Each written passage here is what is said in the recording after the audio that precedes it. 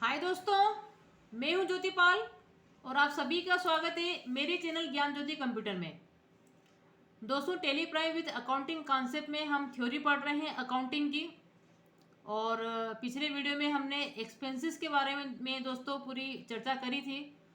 वो वीडियो अगर आपने नहीं देखा हो तो ज़रूर से देखें, उसको पहले समझ लें। और उसके पहले भी अपनी अकाउंटिंग टर्मिनोलॉजी पूरी हो चुकी है दोस्तों। और मेन जो अकाउंटिंग टर्मिनोलॉजी है जिसमें कि हम लाइबिलिटीज़, असेट्स और एक्सपेंसेस के बारे में डिटेल में पढ़ चुके हैं। आज हम बात कर लेंगे कि अकाउंटिंग में रेवेन्यू क्या है, इनकम क्या होती है और इनकम के टाइप क्या होते हैं। तो उसको ध्यान से समझ लीजिए, देख लीजिए, ताकि आपको टेली प्राइम सॉफ्टवेयर करने में आसानी होगी दोस्तों। तो आज हम देख लेते हैं कि अकाउंटिंग में इनकम क्या है। दोस्तों, जैसा कि मैंने आपको एक्सपेंसेस के बारे में बताया था कि सबसे पहले आप ये दिमाग में पिक्चर लगाएं कि फाइनेंशियल ईयर क्या होता है। तो अप्रैल से मार्च का जो वित्तीय वर्ष होता है आपका, जो भी करंट ईयर चल रहा है आपका, जैसे अभी चल रहा है आपको 2022, तो अप्रैल 2022 से लेकर मार्च 2023 आपका करंट ईयर कहलाता है। उसके बाद जैसे 2023 का अप्रैल लगता है आपका, वहाँ से आपका नेक्स्ट ईयर शुरू हो जाता है। जैसा कि आपको पता है कि हर वित्तीय वर्ष के अंत में आपको कुछ अकाउंट्स बनाने होते हैं, कुछ आपको स्टेटमेंट तैयार करने होते हैं, जिससे ये मालूम पड़ता है कि हमारे बिजनेस में प्रॉफिट हो रहा है कि लॉस हो रहा है, हमारे असेट्स लाइबिलिटीज़ की पोजीशन क्या है। तो एक एक वर्ष के अंतर्गत आपको कुछ जो है डॉक्यूमेंट, कुछ रिपोर्ट्स आपको तैयार करनी होती है। तो उस एक एक वर्ष को हम बोलते हैं करंट ईयर, जो आपका करंट ईयर चल रहा है, जो कि अप्रैल से मार्च तक का होता है। इसको आप पिक्चर में दिमाग में रखें। तो जब अपन ने एक्सपेंसेस की बात करते हैं तो वहाँ पे भी मैंने आपको बताया था कि एक्सपेंसेस क्या होते हैं, जिसमें हमने कहा था कि जो भी करंट वैल्यू है, इसका बेनिफिट आपने ले लिया है, उसको बोलते हैं अपन एक्सपेंसेस। अब अगर मैं बात करूँ इनकम की, उसी के केस में इनकम जस्ट उसका ऑपोजिट ही तो अपने को दिख रहा है कि भाई कोई खर्चा हुआ है, लेकिन अगर उसके अगेंस्ट में आपको इनकम हो जाए तो वो आपकी क्या हो जाती है, कमाई हो जाती है एक तरीके से, है ना। तो उसके लिए क्या बोल रहे हैं वो, कि अगर कोई भी ऐसी वैल्यू जिसका कि बेनिफिट आपने दे दिया हो दोस्तों, देने के बाद तो फिर आपको क्या मिलेगा, कोई ना कोई राशि मिलेगी उसके अगेंस्ट में, है ना। तो यदि आप वस्तु का क्रय विक्रय करते हैं तो वस्तु के क्रय विक्रय के केस में सेल क्या है, सबसे बड़ी इनकम है आपकी, क्योंकि इसी अकाउंट से आप बताते हैं कि मैंने माल को बेच दिया है ना। तो माल को अगर आप वस्तुओं को खरीदने बेचने का काम करते हैं तो सेल सबसे बड़ी आपकी क्या हो गई है, इनकम हो गई है नेचुरली। आपने माल बेचा तो आपको क्या मिलेगा, फिर कोई ना कोई राशि मिलेगी जो कि आपकी इनकम कहलाएगी। फिर अगर आप सर्विसेज देते हो, आप वस्तु का क्रय विक्रय नहीं करते हो, अगर आप सर्विसेज देते हो, उसको बोलते हैं सर्विसेज को रेंडर कर देना। अगर आपने सर्विसेज दे दी है अपनी ओर से, उसके अगेंस्ट में जो आपको राशि प्राप्त हो रही है वो आपकी इनकम कहलाती है। पहले तो ये दिमाग में रखें, ठीक है। अब देखिए इनकम टैक्स का रूल्स क्या बोलता है कि इनकम के कौन कौन से हेड हो सकते हैं, आप किन किन चीज़ों से जो है आप क्या करते हैं दोस्तों, कोई भी आर्थिक क्रियाएं करते हैं। आर्थिक क्रिया अपन किसको बोलते हैं, जिसके अगेंस्ट में आपको पैसा मिलता है, वो आपकी आर्थिक क्रियाएं कहलाती है। तो वो बोल रहे हैं कि इनकम आप किन किन हेड के थ्रू कमा सकते हैं। तो जो उन्होंने हेड बना रखी है उसको आप समझे पहले तो वो बता रहे हैं कि इनकम फ्रॉम सैलरी, एक जो आपकी इनकम होती है वो आपकी सैलरी से होती है। आप कोई जॉब कर रहे हैं तो वहाँ आपको सैलरी मिलती है। या फिर इनकम फ्रॉम बिजनेस, आपका कोई वस्तु का अगर आप लेन देन करते हैं या वस्तु को बना के बेचते हैं, इसमें दोनों आते हैं आपके, ठीक है, बिजनेस के अंदर। तो अगर वस्तु से संबंधित काम कर रहे हैं तो वो आपका बिजनेस कहलाता है। वहीं अगर आप सेवाएं देते हैं दोस्तों तो वो कहलाता है आपका प्रोफेशन, ठीक है। तो कोई सेवा दे के अगर आप राशि प्राप्त कर रहे हैं तो वो आपकी इनकम होगी। तो वो बोलते हैं कि इनकम के क्या क्या सोर्स हो सकते हैं, वो ये बता रहे हैं। तो इनकम फ्रॉम सैलरी हो सकता है, इनकम फ्रॉम बिजनेस या प्रोफेशन हो सकता है आपका, या फिर हाउस प्रॉपर्टी। आप आपके रेंट से देखो पैसा कमा रहे हैं, प्रॉपर्टी आपके पास बहुत सारी, रेंट पे आपने चला रखी है इसको, ठीक है। तो इनकम फ्रॉम हाउस प्रॉपर्टी भी हो सकता है, या प्रॉपर्टी को बेच के जो आप पैसा कमा रहे हैं, या फिर इनकम फ्रॉम अदर सोर्सेज। इसके अलावा जो भी सोर्सेज हैं आपके, सब अदर्स में डाल देते हैं अपन। तो ये कुछ हेड होते हैं, ये मैं आपके दिमाग में एक पिक्चर बना रही हूँ कि क्या क्या हेड होते हैं। अब अगर हम बात करें यहाँ पर कि अगर कोई भी जो कंसर्न होती है दोस्तों, कोई भी जो संस्थाएं होती है वो आपकी या तो ट्रेडिंग कंसर्न होती है या फिर होती है वो नॉन ट्रेडिंग कंसर्न। तो जो ट्रेडिंग कंसर्न होती है वो क्या, उनके पीछे उसको ट्रेडिंग कंसर्न इसलिए बोल रहे हैं क्योंकि वो जो आर्थिक गतिविधि कर रही है उसके पीछे उसका सिर्फ लाभ कमाने का उद्देश्य होता है। जैसे कि व्यापारी जो होता है उसमें आपका ट्रेडर भी आ जाता है जो कि जस्ट वस्तुओं को खरीदता है और बेचता है। उसमें आपका मैन्युफैक्चरर भी आ जाता है जो कि बना के बेचता है या खरीदता है, ठीक है, बना कर बेचता है मतलब, ठीक है। ट्रेडर क्या करता है, सीधे बना बनाया खरीदता है देन बेच देता है। तो शेयर उसकी सबसे बड़ी इनकम हो गई है गुड्स के केस में, है ना। गुड्स मैंने आपको बता ही दिया, अपन वस्तु को बोलते हैं, जिसका बिजनेस कर रहे हैं उसको बोलते हैं अपन गुड्स।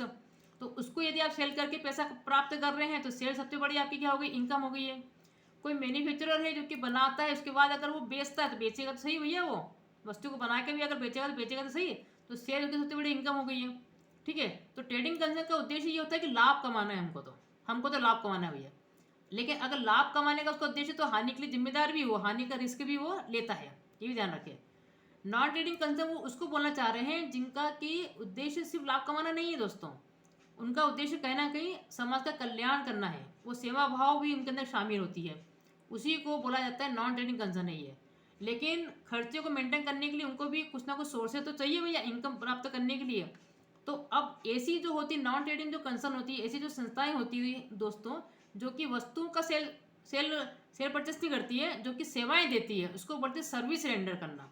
आप सर्विसेज दे रहे हैं, मतलब सेवाओं की बात नहीं हो यहाँ पे, वस्तु की बात नहीं हो रही, सेवा की बात हो रही है यहाँ पर, सर्विसेज देना। ठीक है, तो ऐसी जो संस्थाएं होती है, जैसे क्या हो गई आपकी, अनाथालय हो गया आपका, वृद्धाश्रम हो गया आपका, क्लब हो गए आपके, स्कूल हो गया आपका, कॉलेज हो गया आपका, यूनिवर्सिटी हो गया आपका, वाचनालय हो गया आपका, इवन आपका मंदिर है, मस्जिद है, ये सब क्या है, इन सभी को इसमें शामिल किया गया है। ये सब आपकी नॉन ट्रेडिंग कंसर्न होती है। तो इनके लिए सोर्स ऑफ इनकम क्या हो गया है कि वो लोग सब्सक्रिप्शन से कमा सकती है, जो चंदा जो आपको हर साल किसी भी आप संस्था में जाते हैं, क्लब में जाते हैं, या तो वो मंथली चार्ज करते हैं, उसको बोलते हैं अपन चंदा सब्सक्रिप्शन, ठीक है, या फिर ईयरली हो सकता है, जैसा भी इनका हो, तो वो उनका सोर्स ऑफ इनकम बनता है। या आपने आजीवन अगर उनकी ले ली है सदस्यता, उसको बोलते हैं लाइफ मेंबरशिप फीस, वो भी उनका सोर्स ऑफ इनकम होता है। एंट्री फीस जो होती है शुरुआत में जब आप जाते हैं एंट्री लेते हैं, या फिर डोनेशन कोई उनको कर देता है, या फिर कहीं पे उन्होंने इन्वेस्टमेंट कर रखा जो उनको इंटरेस्ट मिल रहा है, मतलब ये सारे कुछ सोर्सेज इनके होते हैं जिससे कि वो लोग इनकम कमाते हैं। अब जनरली क्या होता है, जो बुक कीपिंग को जो रखने का जो पद्धति होती है दोस्तों, एक होती है आपकी कैश सिस्टम, एक होती है आपकी मर्केंटाइल सिस्टम। तो जनरली जो लोग सर्विसेज देते हैं वो लोग कैश सिस्टम पर ही काम करते हैं, वो लोग कभी भी उधारी पे काम नहीं करते हैं। लेकिन जो व्यापारी होता है जो कि माल को खरीदता बेचता है, वो जनरली क्या करता है, मर्केंटाइल सिस्टम बोलते हैं उसको। तो mercantile system of book keeping को ही वो मेंटेन करता है, तो जिसमें कि वो उधार में भी माल अपना बेचता है। तो भले उसे सेल कैश में करी हो या उधार पे करी हो, है ना, वो कहलाएगी उस पर्टिकुलर करंट ईयर की उसकी इनकम। इसलिए इसको बोलते हैं mercantile system of book keeping. Generally जो सेवाएं देते हैं वो लोग कैश सिस्टम से अपनी जो है बुक कीपिंग रखते हैं, अपनी बुक्स रखते हैं।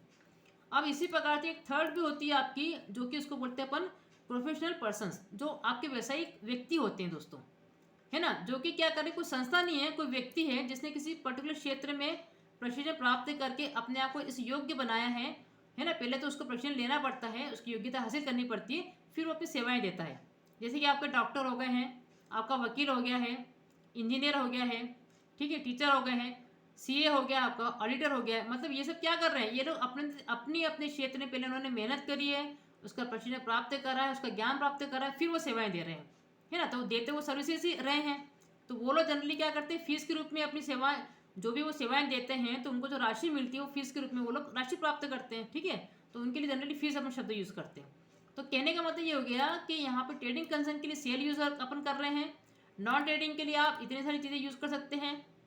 डोनेशन है आपका, एंट्रेंस फीस है, लाइफ मेंबरशिप फीस है, सब्सक्रिप्शन है, और जो व्यक्ति होते हैं आपके प्रोफेशनल होते हैं वो लोग फीस शब्द यूज़ करते हैं। मतलब इनसे कहने का आपको कमी हो रही है। अब अगर हम बात कर रहे हैं, लेकिन अभी हम जो बात कर रहे हैं वो हम मेनली जो ट्रेडिंग कंसर्न की बात कर रहे हैं, जहाँ पे कि ट्रेडर भी हो सकता है और मैन्युफैक्चरर भी हो सकता है। तो सेल उसके लिए क्या हो गया दोस्तों, वो जिस चीज़ का बिजनेस करता है उसी से वो कमाता है, तो वो उसकी सबसे बड़ी सोर्स ऑफ इनकम हो गया है। तो सेल की सबसे बड़ी इनकम हो गई है। लेकिन उसके अलावा वो जिन जिन क्षेत्रों से प्राप्त कर सकता है वो कौन कौन से हो सकते हैं भाई, हो सकता है कि उसने कहीं रूम उसका पास में कहीं खाली पड़ा, उसने वो किराए पे दे दिया हो, तो उसको रेंट रिसीट हो रहा हो दोस्तों, तो वो भी तो उसके साइड में इनकम हो गई है भाई। सेल तो सबसे बड़ी इनकम है इसी उसकी, जिसका आप बिजनेस कर रहे हो उसको सेल करके जो राशि प्राप्त कर रहे हैं वो तो आपको सबसे बड़ी इनकम है इसी। उसके अलावा क्या क्या हो सकता है ये मैं बता रही हूँ आपको, ठीक। तो कमीशन रिसीट, किसी की भी आर्थिक कार्यों में अगर आप सेवा दे देते हैं उसके आगे में जो भी राशि प्राप्त होती है वो आपकी कमीशन कहलाती है। तो कहीं से आपको कोई कमीशन मिल गया हो, या आपने कहीं पे एफडी वगैरह इंटरेस्ट वगैरह बना रखा, कोई डिपॉजिट कर रखा हो, वहाँ से अगर आपको इंटरेस्ट मिल रहा हो, या कहीं और से आपको कोई भी इंटरेस्ट मिल रहा हो, या कहीं पे आपने इन्वेस्टमेंट कर रखा हो उससे आपको डिविडेंड मिल रहा हो या आपको इंटरेस्ट मिल रहा हो दोस्तों, वो भी आपकी इनकम हो गई है ना। इसके अलावा डिस्काउंट रिसीट, अब भैया आपने माल खरीदा और आपको डिस्काउंट दे दिया पार्टी सामने वाली ने, तो आपके लिए तो प्रॉफिट ही हो गया। अब यहाँ पे ये भी ध्यान दो दोस्तों आप, जैसे कि एक्सपेंसेस के अंदर लॉसेस अपने शामिल करें तो दोस्तों, कि लॉस भी उसमें आता था। इसी प्रकार से इनकम के अंदर प्रॉफिट भी शामिल रहेगा आपका, इनकम के अंदर प्रॉफिट भी शामिल रहेगा। तो डिस्काउंट रिसीट अपने आप में प्रॉफिट ही है, लेकिन आएगा ये इनकम के अंदर ही। या अगर आपको बेड समझाया था मैंने कि बेड में क्या हो गया, आपका डूबत ऋण, मतलब पैसा डूब गया, लेकिन कभी उसकी रिकवरी हो जाती है, आपको वापस पैसा मिल जाता है, तो रिकवर्ड क्या हो गया आपके लिए, इनकम हो गई है ना। तो बेड रिकवर्ड भी आपका क्या हो गया है, इनकम के उसमें आ गया है। फिर आपको बोला था profit and sale of assets, वहां अपन ने बोला था loss and sale of asset. अगर आपने कोई असेट बेची, आपको लॉस हो गया है दोस्तों, तो लॉस भी आपका ये वो वहाँ पे लॉस अपना आया था इनडायरेक्ट एक्सपेंसेस के अंदर, यहाँ पे ये आपकी इनकम के अंदर आ रहा है। अगर आपको प्रॉफिट हो जाता है इनकेस, ध्यान दें, तो मतलब इनकम में आपका प्रॉफिट भी शामिल हो रहा है। तो अगर आपकी अकाउंटिंग में अगर आपको प्रॉफिट भी हो रहा है, तो आपकी इनकम ही है। कि भाई अगर आपकी बुक में आज वो जो वस्तु है मान लीजिए वो 15,000 की, मान लीजिए उसकी वैल्यू आपकी बुक में 15,000 है, आपने वो 20,000 में बेच दिया, अब 5,000 का क्या हो गया, प्रॉफिट हो गया। ठीक है, तो ये भी कहलाता है। तो अब ये जो वो बोल रहे हैं कि सेल तो उसका मेन है इसी इनकम, उसके अलावा ये सारे सोर्सेज भी हो सकते हैं। तो उसी को मेनली नाम दे दिया गया है दोस्तों टाइप ऑफ इनकम में। हम बोलते हैं डायरेक्ट इनकम और इनडायरेक्ट इनकम। जैसे कि आपने पढ़ा था डायरेक्ट एक्सपेंसेस और इनडायरेक्ट एक्सपेंसेस, है ना। तो वहाँ पे एक्सपेंसेस आपके रिलेटेड थे किससे, आपके माल से, आपके गुड्स से। उसके अलावा जो खर्चे कर रहे थे वो कहला रहे थे आपके इनडायरेक्ट एक्सपेंसेस। यहाँ पर जब इनकम की हम दोस्तों बात कर रहे हैं, तो जिस चीज़ का बिजनेस कर रहे हैं उसको बेचने के बाद जो राशि प्राप्त हो रही है, उससे जो भी कुछ आप कमा रहे हैं वो आपकी डायरेक्ट इनकम होती है, जो कि आपकी सेल होती है सबसे बड़ी। ठीक है, उसके अलावा जो भी है आपका रेंट रिसीट है, कमीशन रिसीट है, इंटरेस्ट ऑन डिपॉजिट है, इंटरेस्ट रिसीट है, interest and dividend on investment, discount receipt, bad debts recovered हो गया आपका, profit and sale of asset. इसके अलावा छोटी मोटी जो भी इनकम हो जाए, आपने रद्दी बेच दी, कुछ भी बेच दिया, आपको जो भी इनकम हो जाए आप क्या करते हैं, अदर इनकम में डाल देते हैं। तो ये हेड आप ध्यान रखें कि जो डायरेक्ट इनकम होता है वो आपके माल से रिलेटेड होता है, जिस चीज़ का बिजनेस कर रहे हैं उसको बेचने के बाद जो राशि प्राप्त हो रही है वो आपकी डायरेक्ट इनकम कहलाती है। उसके अलावा जो भी सोर्सेज आपके वो इनडायरेक्ट इनकम में आते हैं। ये क्लियर पिक्चर हो गया आपके दिमाग में। ठीक, अब आपने एक शब्द सुना होगा कि रेवेन्यू। जनरली सेल के लिए रेवेन्यू शब्द यूज करते हैं अकाउंटिंग में।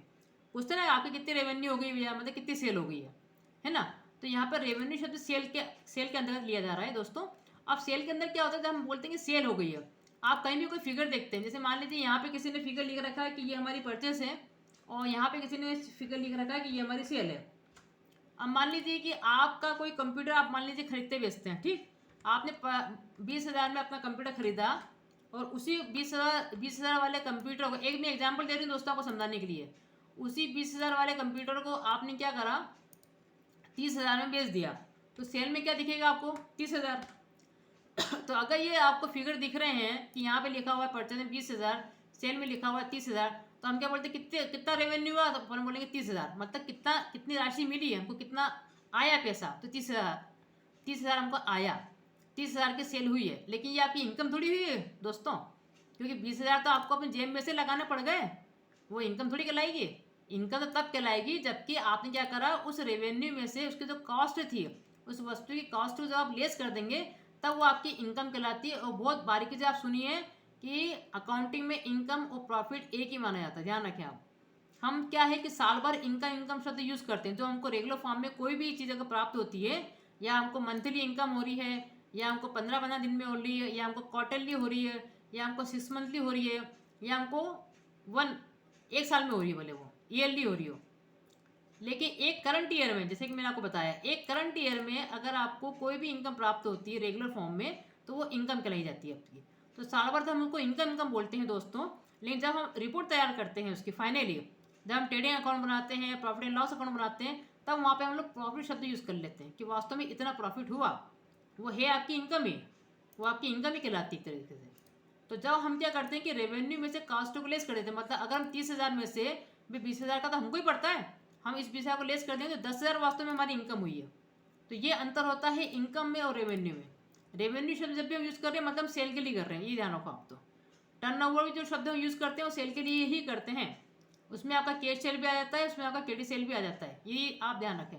तो रेवेन्यू वो उसी के लिए बोल रहे हैं कि साल भर में अगर मान लीजिए 5 लाख की आपकी सेल हुई है, तो वो जो 5 लाख का फिगर है उसको बोलते हैं वो रेवेन्यू हो गया हमारा। ठीक है, उसके बाद फिर जो आप लिखा पढ़ी करते हैं कि भाई आप उसमें से फिर अब क्या करते हैं हम लोग, ट्रेडिंग अकाउंट बनाते हैं। ट्रेडिंग अकाउंट क्या होता है दोस्तों, जनरली वो गुड्स से रिलेटेड होता है। ट्रेडिंग अकाउंट पूरा आपका गुड्स वाला ही है कि आपने, अब ये भी आप ध्यान रखें कि जब मैं बोल रही हूँ कि कास्ट को लेस करते हैं दोस्तों, ये ध्यान रखो आप। जब मैं बोल रही हूँ कि रेवेन्यू में जब कास्ट को लेस करो, तो कास्ट मतलब क्या होता है कि उसको परचेस करने के टाइम पे जो आपने परचेस वैल्यू दी थी वो तो लेस करना ही है। मान लीजिए कोई वस्तु आपने जो है परचेस वैल्यू जो है आपकी, आपने कोई कंप्यूटर खरीदा मान लो, अब वो आपने 20,000 का खरीदा, लेकिन उस पर आपको जीएसटी लग गया दोस्तों मान लो, है ना, जीएसटी का पैसा आपको अलग से मान लीजिए देना पड़ गया 4,000 मान लो, ठीक है। उसके अलावा आपको कोई भाड़ा वाड़ा देना पड़ गया, कोई आपको कैरेज देना पड़ गया इसमें मान लीजिए, ठीक, वो आपको देना पड़ गया मान लीजिए 1,000। तो कास्ट के अंदर क्या होगा कि टोटल आप जोड़ेंगे उसको, तो 20, 24, 25,000 रुपये आपकी कास्ट कहलाएगी उस वस्तु की। आप सिर्फ 20,000 नहीं बोलेंगे। उस वस्तु को मैंने आपको पहले भी समझाया था कि डायरेक्ट एक्सपेंसेस क्या होते हैं आपके, कि किसी वस्तु को खरीदने के टाइम के सारे खर्चे आपके करते हैं, ऐड करते हैं, तो वो जो कास्ट है वो आपकी 25 की कहलाएगी, तो वो 25 आप लेस करेंगे। मतलब कास्ट का मतलब ये होगा कि अदर जो भी खर्चे लगे आपको सब जोड़ना पड़ता है, और फिर अपन क्या करते हैं उसको बोलते हैं ये हमारी कास्ट पड़ी हुई है, उसको लेस करिए वहाँ। तो जब मैंने आपको एक्सपेंसेस समझाए थे दोस्तों, उस वीडियो को ध्यान से देखिए आप, उसमें डायरेक्ट एक्सपेंसेस में यही बताया था कि गुड्स से रिलेटेड जितने भी खर्चे होते हैं सब आपके डायरेक्ट एक्सपेंसेस से आते हैं, इसके अलावा जो खर्चे करते हैं वो आपके इनडायरेक्ट कहलाते हैं। तो इसी प्रकार जब यहाँ पे वो बोल रहे हैं कि रेवेन्यू में से कास्ट को लेस करो, मतलब कास्ट के अंदर ये सारी चीज़ें आएगी आपकी, सिर्फ परचेस वैल्यू ही नहीं, उसके अलावा जो भी उसने लगाया है, मान लीजिए कुछ गवर्नमेंट को आपको देना पड़ेगा टैक्स वगैरह, तो वो भी जोड़ देना, है ना, या कोई बीमा वगैरह आपने करवाया कि मार्ग से बीमा जो होता है कि मार्ग में आने के टाइम पर कोई हानि वानी हो जाए, उस पर जो बीमा करवाते हैं उन सबको ऐड करेंगे। मतलब जब तक कि वो आपका गोदाम में नहीं आ जाए माल, तब तक के सारे खर्चे आप ऐड करेंगे, फिर वो कहलाएगी उस पर्टिकुलर वस्तु की कास्ट। ये ध्यान रखें आप। तो कास्ट के अंदर आपके सारे अदर खर्चे भी उसके अंदर ऐड होते हैं, ओवरहेड जो आपके परचेस से होते हैं, जो वैल्यू होती है वो भी आपको इसमें ऐड करनी पड़ती है। तो ये फंडा होता है। तो मोटा मोटा ये समझिए कि रेवेन्यू मतलब सेल को ही बोल रहे हैं, लेकिन सेल के अंदर आपकी कास्ट भी जुड़ी भी होती है। जब कास्ट की आप लेस कर देते हैं, वास्तव में वो आपकी इनकम कहलाती है, वो आपका प्रॉफिट कहलाता है। तो ग्रॉस प्रॉफिट या ग्रॉस इनकम जो आप बोलते हैं, या नेट प्रॉफिट या आप नेट इनकम जो बोलते हैं, वो उसी की बात हो रही है। कि ग्रॉस प्रॉफिट अगर आप शब्द यूज़ कर रहे हैं या फिर आप शब्द यूज़ कर रहे हैं इनकम, तो इसका मतलब वही है कि आप जो है अभी यहाँ पे बोल रहे हैं कि जिस चीज़ का हमारा बिजनेस है ना, जिस चीज़ का हमारा बिजनेस है उसको, उससे हमको कितनी इनकम हुई है वास्तव में, तो हम सिर्फ वही वाले खर्चे लिखते हैं, वही वाली इनकम लिखते हैं वहाँ पर। और उसके अलावा जब हम अदर एक्सपेंसेस और अदर इनकम को भी जोड़ देते हैं दोस्तों, तब हमारी फिर नेट आ जाती है वहाँ पर। तो जब हम लोग ट्रेडिंग अकाउंट वगैरह जब ध्यान से पढ़ेंगे, डिटेल में पढ़ेंगे, तब हम इसको और अच्छे ढंग से समझेंगे। अभी मुझे सिर्फ आपको इनकम समझाना, जैसे मैंने बोला कि आप ग्रॉस प्रॉफिट बोलो या ग्रॉस इनकम बोलो, आप नेट प्रॉफिट बोलो या नेट इनकम बोलो, अकाउंटिंग में एक ही बात होती है। लेकिन साल भर हमको इनकम शब्द से संबोधित करते हैं, लेकिन साल के एंड में जब रिपोर्ट तैयार करते हैं हम उसी को प्रॉफिट बोल देते हैं, लेकिन होती वो हमारी इनकम ही है। तो इनकम मतलब ये होता है कि अगर आप किसी वस्तु का कर रहे हैं तो वो वस्तु आपने दे दी हो तो आपकी सेल कहलाती है, या कोई सेवाओं की बात कर रहे हैं, सर्विस की बात कर रहे हैं, तो सेवाएं का अगर आपने रेंडर कर दिया है तो आपकी वो इनकम हो जाती है। ये होती है आपकी इनकम। ठीक है दोस्तों, तो आज आपका ये कवर हो गया है, इसको आप बारीकी से देखें, समझें, ताकि आपका अकाउंटिंग का बेस बने दोस्तों, और आप इस कोर्सेज का लाभ उठा सकें, यही हम चाहते हैं। तो बने रहें चैनल पे, देखते रहें, लाइक करें, शेयर करें और सब्सक्राइब जरूर करें। Thank you so much.